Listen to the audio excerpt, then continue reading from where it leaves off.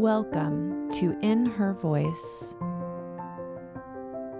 My name is Kelly Covert, and I am passionate about helping women live authentically by listening to their inner voice. Get ready to be inspired by women of all walks of life that have set aside their should-bes and not good enoughs and are standing in their true voice, the voice of wisdom that each and every one of us has inside.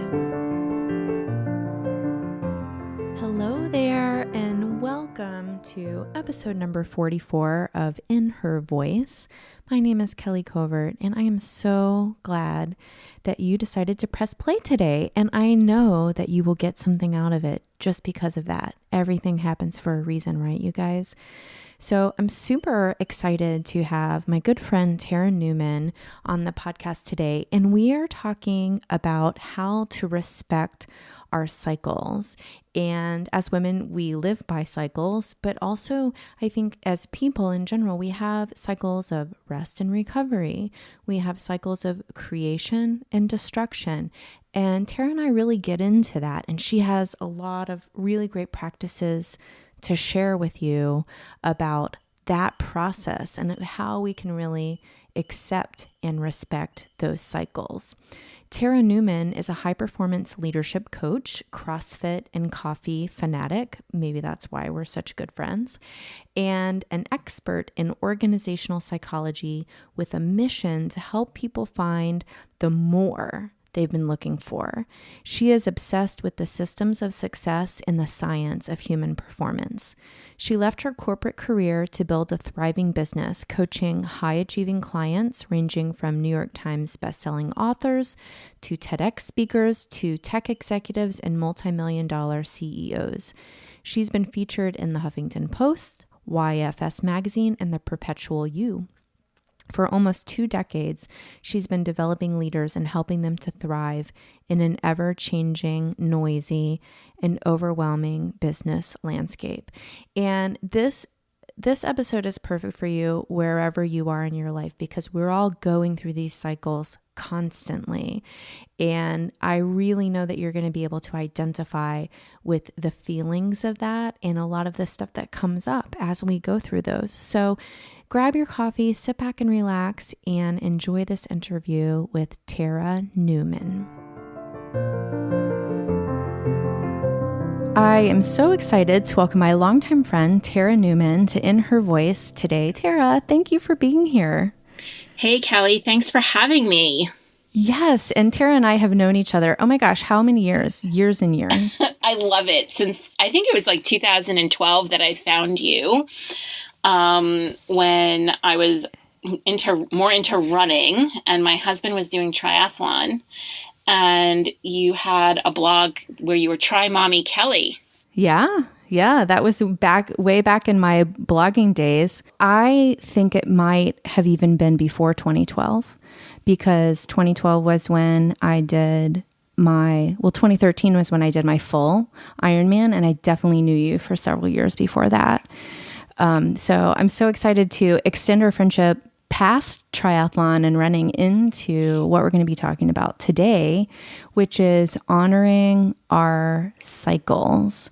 And as women, we have so many cycles. And the reason that we're talking about this today, Tara and I, is because we're recording this on the day of the solar eclipse. And so we were talking about how the energy is really interesting. But as women, especially, I think that we tend to put a blind's eye up to our cycles. So let's just dig into that. And I'd love to hear where you are in your life right now. What cycle of life, what cycle of business are you in? And how are you perceiving that? And how are you respecting that? This is so juicy. Yes. For me right now. So it's so interesting that you said like the cycle that you're in, because a lot is shifting for me right now in my life and in my business, right? It happens. It's all one.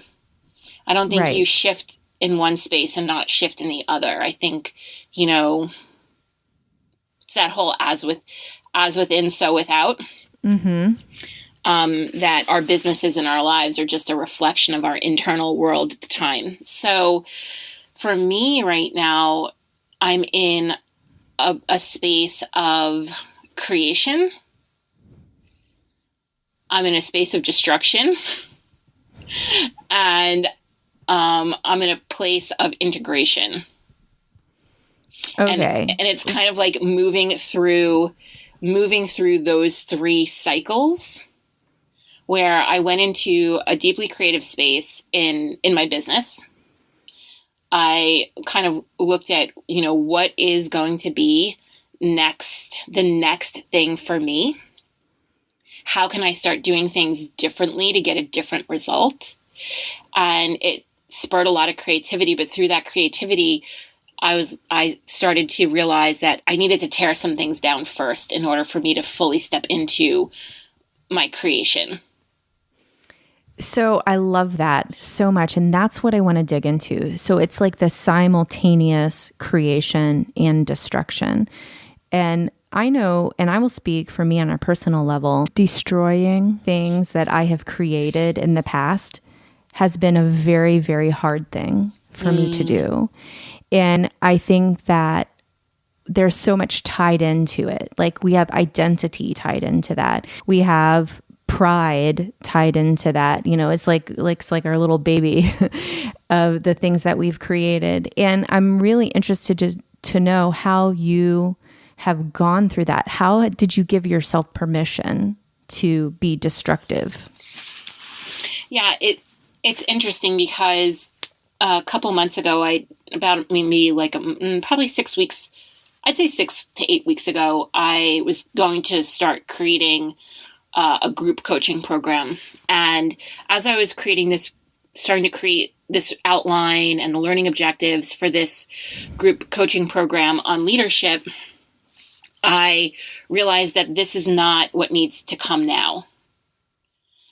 And so I put that aside and I thought to myself, okay, what needs to come now? And for me, it was a podcast.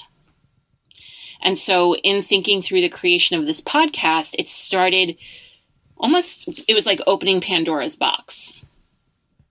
And it was like, all right, how am I going to step into this in a way that is intentional and mindful and in a way that really honors my values and my why and what I want to bring to this world? And in that moment, I realized I had to start stepping back and peeling back those layers in my business to say, what is your why? Like, let's reevaluate, let's reflect, let's take a closer look at this. My business is about 2.5 years old at the moment. And, this is probably one of the most reflective times for me since I started my business. And it was like, okay, I need to do a slight rebrand. I need to update some of this copy. I need to really dig into my market research around my ideal client and the things that they're truly struggling with and who they are. And I really needed to marinate in that for a while so that I could then move forward with creating this podcast. And what happened was me saying, okay, maybe this thing that I'm doing isn't really speaking, this one thing that I'm currently doing right now isn't speaking to my brand, or maybe it isn't speaking to my ideal client in the way I hoped it would. And so I'm not going to do that anymore. And I'm not going to do these things. I'm going to release them. I'm going to give them up so I can step into this podcast with, a different level of intention, with a different level of energy, and with certainly a different level of commitment so that I can focus on this one thing. Yeah, this resonates with me so much. In fact, you guys, if you've listened to episode 35 of In Her Voice, it's called Be All In. And it's this idea, this exactly what you're talking about, having your energy to be fully committed to what you're doing in the present time, currently, not what you have been doing, but what you are doing. And I wonder, why do you think it's so hard for us to let things go? Why do we hold on to the past so tightly? Okay, so what came up for me a lot during this time, and I have to say, it's very interesting. I do have a strength around closing doors and opening new ones. It just happens to be my personality style to lead from the front, to be out there, to be okay with risk,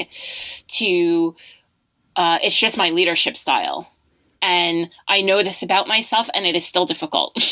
All right. So I definitely want to acknowledge that I probably moved through this a little differently and maybe more easily than some, but I just also know that that's part of my unique, innate ability as to who I am. But for me, what really came up was a lot of fear. A lot of fear. Yeah. What were you afraid of? Like, can you speak to that? Sure. Fear of doing it differently than how other people are doing it. Yes. Check. Right. So one of the things a couple of the things that I realized, and where the destruction piece came in, was that I was very much tearing down, burning down parts of my business that have been there. Like, I had a Facebook group, and if there's a big, in the online entrepreneurial space, and for the record, I don't consider myself an online entrepreneur. I'm just an entrepreneur. I have a business, not necessarily an online business. But in the online entrepreneur space, there's a lot of Facebook groups that were closing for various reasons. And I'm like, oh, people are going to think I'm jumping on the Facebook group closure bandwagon. And that's not really what this was about at all. This was a very intentional decision for me around where I want to be placing my time, how I want to be building community, what the most effective place is for my ideal client to connect with me. And, I had a lot of fear around, will people perceive me as, jumping on the bandwagon? Will people perceive me as making a stupid move? Lots of other people are keeping their Facebook groups open, and I'm not. Should I really be doing this? What if this is a bigger revenue generator than I thought it was? Like, I know where my revenue is coming from in my business, and it doesn't always come from my Facebook group. It comes because I build relationships, but my Facebook group was one point of entry for me to be building relationships. And now I'm saying that's not how I'm building relationships anymore. I'm going to be building relationships through my podcast. I'm changing the way in which I'm building relationships because I feel like I could build more powerful, intimate relationships through my podcast than my Facebook group. So this idea of what if I make a mistake. I think that that's so relevant to all of us. I mean, whether or not you're an entrepreneur, you have your own business, maybe you are a stay-at-home mom, maybe you work in the corporate world, but this what if fear is real for all of us. And I would love to know what practices you have been using to help you push through that what if.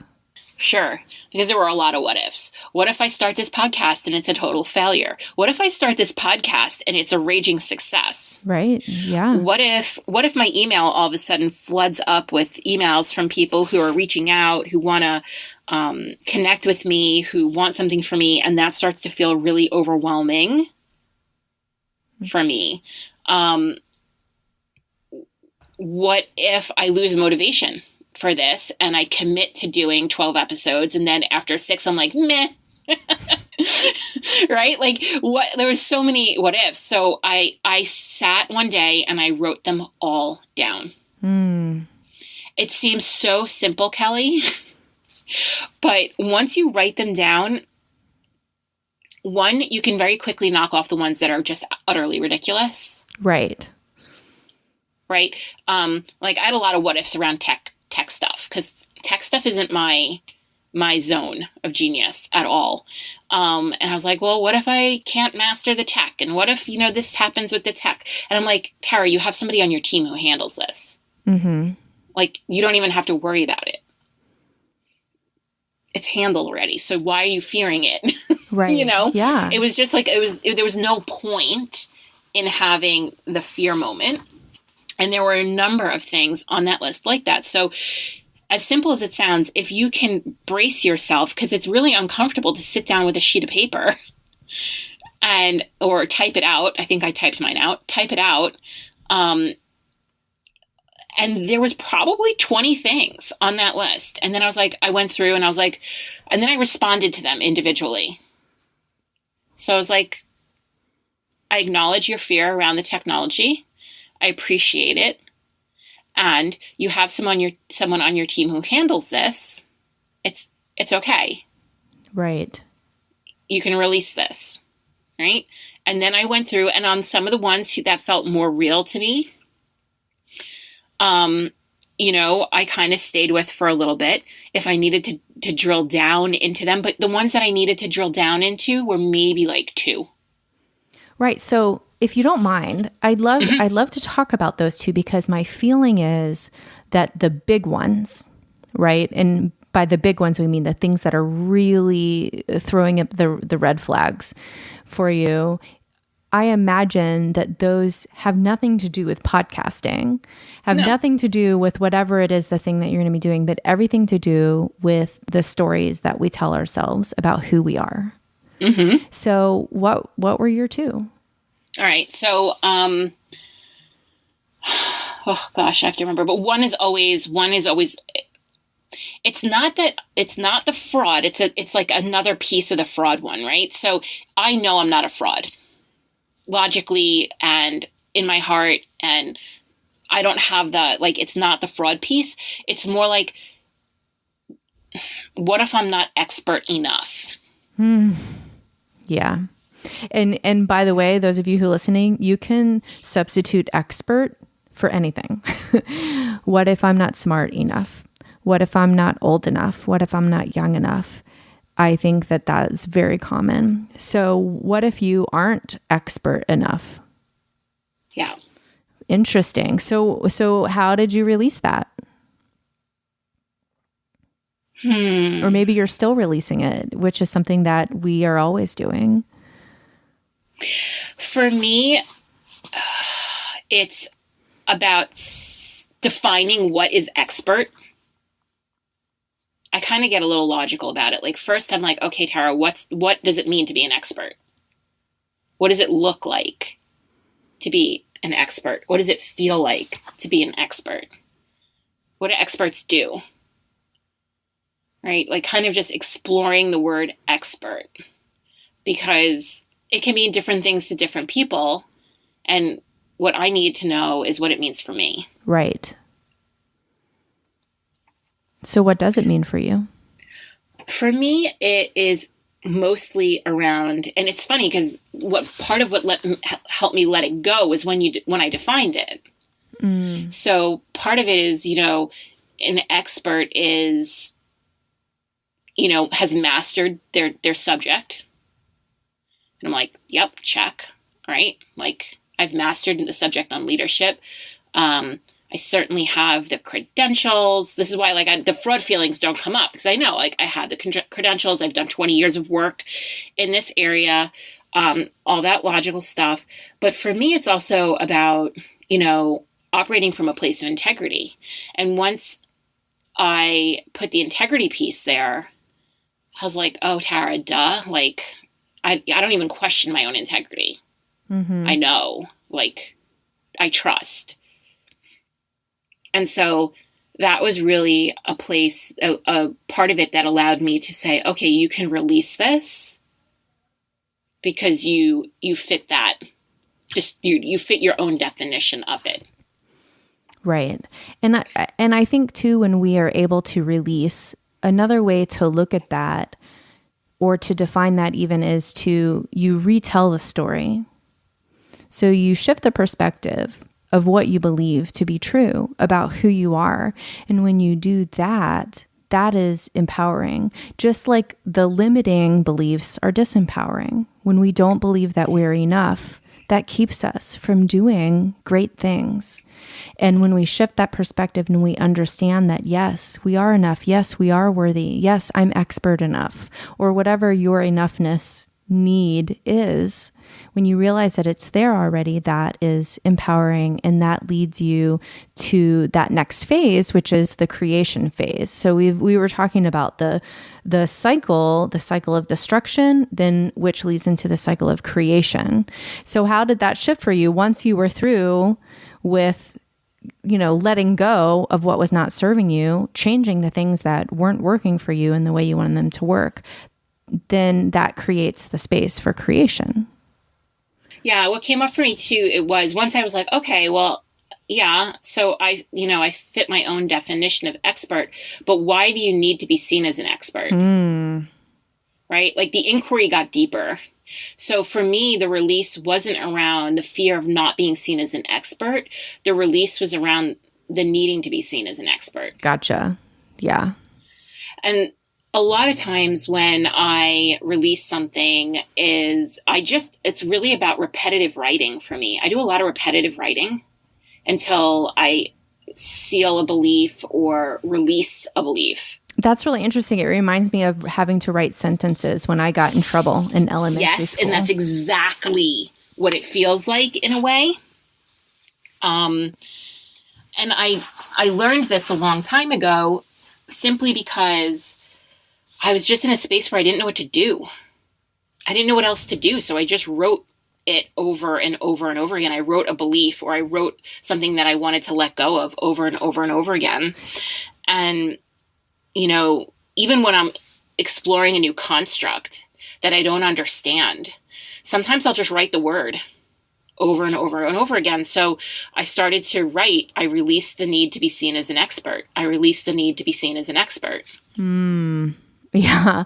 And I imagine that as you are doing something like that, this journaling, and, we know, those of you who listen to In Her Voice on the regular, that I'm a huge proponent of journaling as a way to connect with your inner voice, but it changes you. Like there's something about getting into that almost meditative zone of writing this thing over and over and over again that changes your energy, and it shifts things and it moves things through you. So you may not even know why that's working, but it is.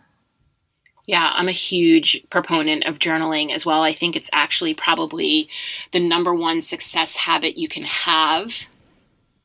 Yeah, the number one success habit you can have. Yeah, I it's my number one. But I also think that we get so stuck in how to do it. And And I love this, like this right here, this repetitive writing, that's just another tool. So you guys can put that into your toolbox and pull it out and try it and see if it works for you. And if it does, great, do it. And if it doesn't, no worries. Like there's nothing wrong with you if it doesn't work. But I love this. That's something I've never tried that. I am going to put into action to see how that works for me. Thank you. You're welcome. So you released your need to be seen as an expert. And then all of a sudden, then that opens up the space to create because you're not worried. You don't have that fear. You don't have that what if anymore. And did you find that your energy shifted into a different place when you were moving through that cycle in the way that you're supposed to? Yeah, it took me about a week. It took me about a week to release, all the fear and really expose some of the beliefs that I had and the stories that I was telling myself. I'm a big believer in just creating that awareness. And so you don't have to never have that fear again, or never have that belief again, or never have that story again. But you do want to be able to be conscious and present to it as you're going through anything. Either whether it's creation or destruction or setting a goal or an intention or anything, working through a project, sharing your message or whatever, if you're parenting, just to be really conscious and present to it. So for me, it was like, once I wrote it down on the paper, I'm like, I can now be present to this and move forward, even though these things are still here. Now, did you find after doing this that you needed a period of recovery and rest? You know, I know for me, that's what I noticed. Like, I almost feel like I do this deep work and then I need to like not do anything for a few days. I have gotten really good at the dance. Yeah. You know, where you are integrating as you go.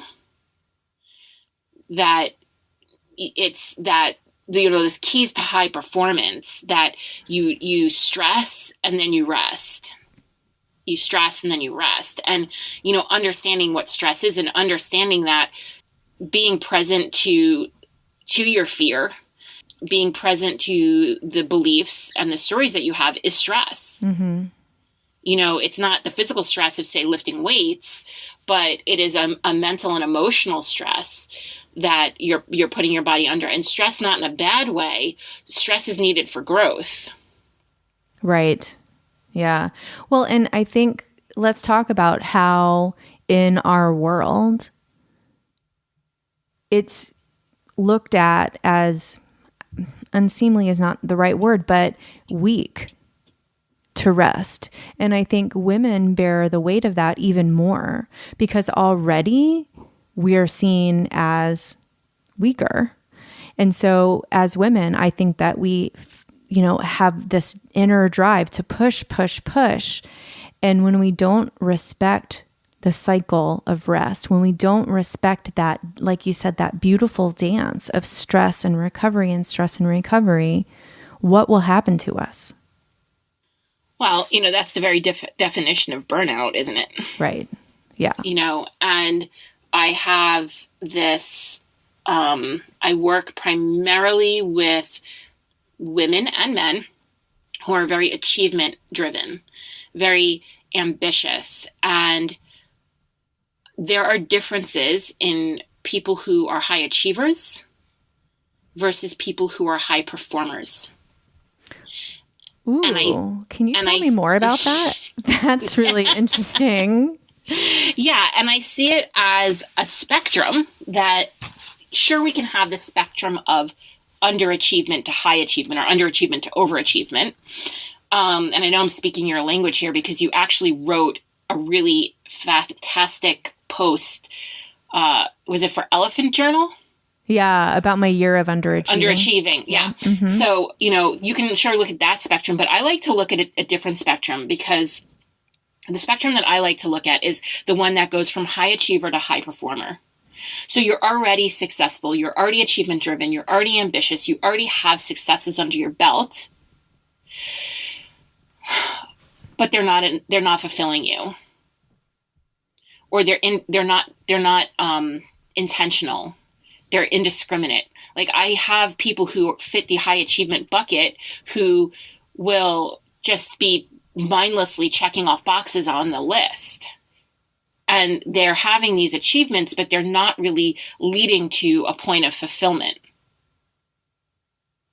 And high performers take on very different behaviors and are more intentional about how they achieve, so that it leads to either more efficiency or more fulfillment or more impact. They don't spread themselves thin. These, you know, the high performers will tell you, yes, you need to rest. And the high achievers are still burning the candle at both ends for their achievement. Right. And for me, and I've lived this spectrum, I feel like I really used to be a high achiever. That my goal was to be a high achiever. That was the goal. And like you said, that's not intentional. And what it felt like to me was an addictive cycle. I was achieving and it's to get that hit, of affirmation. Yes. Well, it's every time you check the box, it lights up all the sensors in your brain and the chemicals in your brain. Right. Mm-hmm. And so you're getting like and I am not a neuroscientist at all, but you're getting that dopamine or whatever the brain chemicals are kind of like sparking. And so it just becomes one checkbox after another. And I remember sitting down with a female executive in a coaching session and talking about her work performance and how exhausted she is and her burnout and how she's not necessarily effective, but the boxes and the check boxes, the to-do list. And I look at her and I'm like, well, what happens when you check all the boxes? She's like, then I'm enough. Right? And it's like, it's the energy that's underlying the drive. And, you know, when I went through this whole cycle when I was healing from burnout, that, you know, and the overwork and the overachievement and some seemingly mindless pursuit of accomplishments. And, you know, what was the energy underneath that? And it was coming from such a proving energy. Right. And so it's almost like the same action, the same desire to accomplish something great in the world, to reach potential, but the energy that underlies it is different. One comes from a proving energy and one comes from an I'm enough and this is the contribution I'm making to the world. Mm. Yeah, and that is the energy that can keep you going or that can wear you down.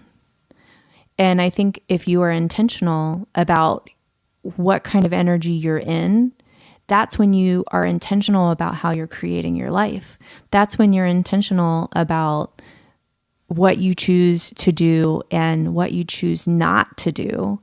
And that's when you're really saying, I am living my life. I'm not going to live anybody else's life. I'm not going to live the life I think I should be living, right? I'm going to live life by my inner voice. I'm going to live life by what my heart tells me to do. And that feels really good. Yes. Right. You're not looking outside yourself. You're not looking at other people's goals saying that should be my goal. You're not looking at other people's accomplishments and saying, I want that accomplishment. You're saying, I want my own accomplishment. Right. I love that. You know, it's very grounded in self and your inner world. And that takes so much courage to ground yourself in you. It's so much easier to allow yourself to be pulled into everybody else's space. But to say, that's okay for you, but it's not okay for me, and to have those boundaries up takes so much courage. And that's in everything. In your parenting, in your relationship with your partner, in your relationship with your family, in your relationship with your business, with your work, with your whatever. It's always there. So you talked to us about what your destructive cycle, your deep work cycle looked like and felt like. So what does your rest cycle look like and feel like? I have, you know, from going through healing from burnout, I have a very different perspective on rest and self-care. And it's probably aligned. I'm assuming it'll be aligned with what you believe, Kelly, because you and I have so much in common and we resonate to such the same things. But I think there's a real struggle in this world where we talk about self-care from a perspective of massage, pedicure, and, you know, and not that there's anything wrong with that. And there's nothing wrong with that. I go for a massage every other week. I get a manicure every other week. I do those things for myself, but that is not how I necessarily define self-care. Because I think when you start to define it in that way, it becomes a little unattainable to some people. They'll say, well, I don't have the time for that, or I don't have the money for those things. And it becomes very complicated as to, you know, do you need to get the babysitter to get the massage, or do you have to bring a child with you when you get the manicure, right? And, you know, those things don't necessarily always feel like self-care, or they feel like they're just beyond your reach. And so I really encourage people to look at self-care from the perspective of what's the most loving thing I can do for myself right now. Love it. And right now, get present to living your self-care in every moment. This conversation between you and I is self-care. Yeah. This is a conversation that is energizing to me and strengthening to me and nourishing to me to be able to come here and connect with you in this way and to share our conversation with others. This is the most loving thing I can do for myself right now. And sometimes the most loving thing I can do for myself right now is to work. And sometimes it's sleep. And sometimes it's to read. And sometimes it's to put my feet in the grass or put on an essential oil or light an incense to meditate. And sometimes it is to go spend an entire day at a spa or to take the weekend and take myself away or, any of those things, but not to limit it to those things. I love that because it opens up so many possibilities when we think of it like that. And I think too, releasing guilt around what your self-care and your self-love needs to look like. So a perfect example is my kids go back to school in a couple of weeks. I know yours do too, Tara. Mm-hmm. So you better believe that once they're back in school, I am taking an entire day for myself to not do a single thing because that's the kind of self-care that I need and that I deserve and that I'm worthy of. Women are very much servant leaders, right? We're in service to so many people in our lives. We're in service to our children and to the community and to our partners. And, if we work, we're in service to the people we work with or for, or, if we have a mission on our heart, we're in service to the mission that's on our heart, or, a religious group or whatever, we're so in service, but we can't be in servitude.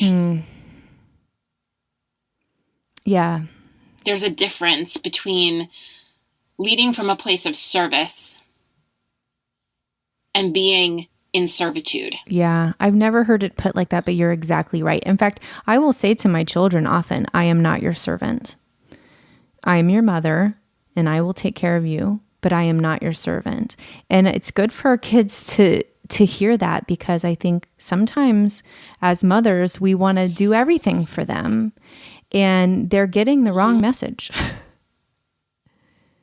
I learned very quickly after being burned out that, well, obviously it took 6 years of burnout for me to learn this lesson. But then once I burned out, it was quick that I learned that I cannot serve from an empty vessel. I could not pour into others when there was nothing in me to pour. Mm-hmm. And me leading at my highest level requires me to be fully embodied, to be fully cared for, to be fully in love with myself, so I have something to spill over and give to others. Yes. Thank you for saying that. I feel like we cannot hear that message enough. Ladies, you must fill yourself up first. And that is not being selfish. That is taking care of yourself, which is a completely different thing. It's our responsibility. Right. Because nobody else is going to fill us up. It's not anybody else's job.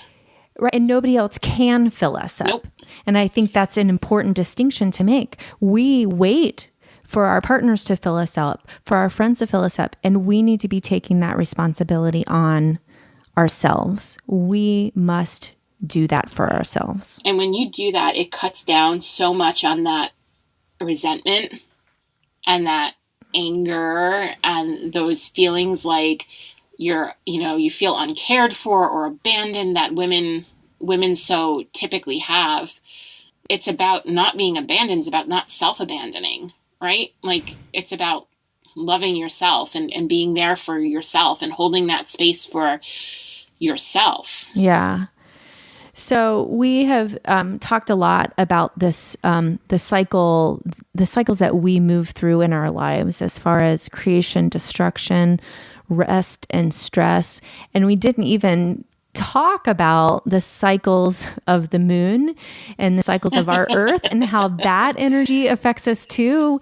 So I'll have to have you on again, Tara, sometime, and we can talk about that. But it's important for us to recognize that as women, we live our lives in cycles monthly, and we need to be respecting that as well. There are times when we need more rest. There are times when we will feel more energized. And when we start to attune ourselves to that on every level, we are going to be feeling more excited. We're going to be more allowing. We're not going to judge ourselves when we feel tired. We're going to understand that this is just a cycle and this is okay.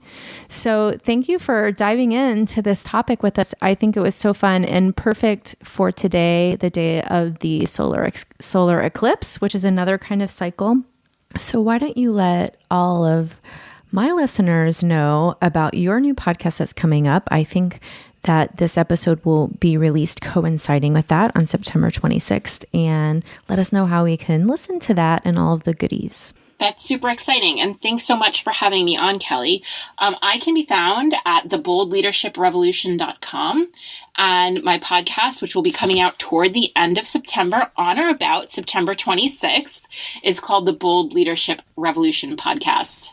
Love it. And that will be on iTunes and Google Play, all of this stuff. Anywhere you're listening to this podcast, you will be able to find Tara's podcast. So take a listen. And you are also on Twitter and Instagram and Facebook and all of that fun stuff. So I will put links to all of those things in the show notes that you can find at kellycovert.com. And as always, I want to end with one final question, Tara. Sure. And that is, what is your inner voice in your life telling you right now?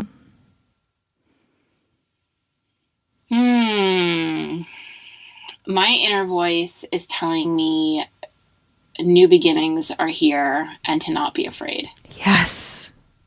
That's a really good message. That's a really good message. Well, thank you for all that you are doing and being in the world. I just want to honor and acknowledge you for your message of bold leadership, of taking care of ourselves, and by truly setting that example.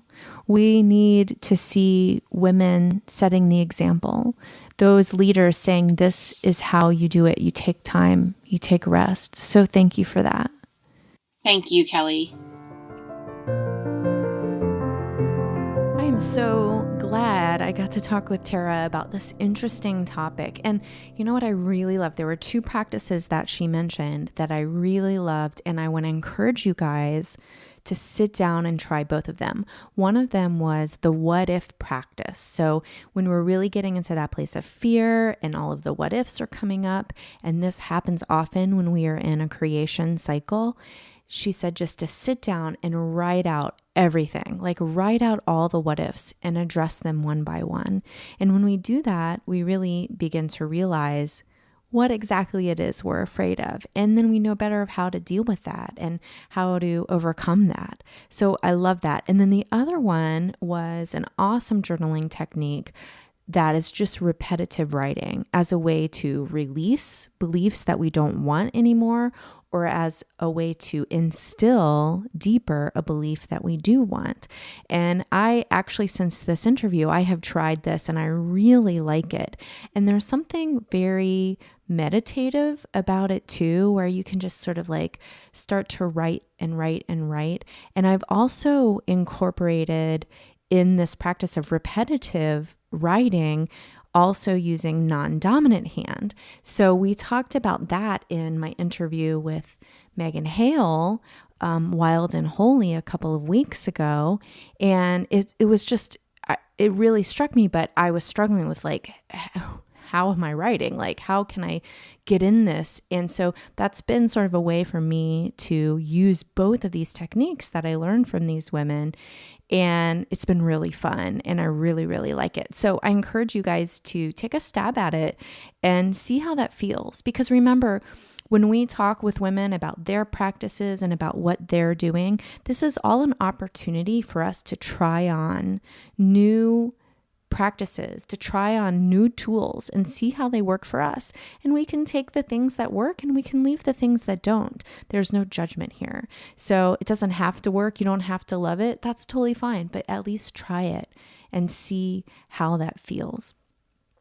So I wanted to take this opportunity today to invite you, if you're listening to this podcast, you are my kind of woman. You are smart. You are amazingly talented. You have gifts to offer this world. And of course, you are worthy. And you know that I believe that about you. And if you love the podcast and you'd really like to take a deeper dive with me in a more intimate setting, I really encourage you guys to join the Worthy Collective. That's my free Facebook community.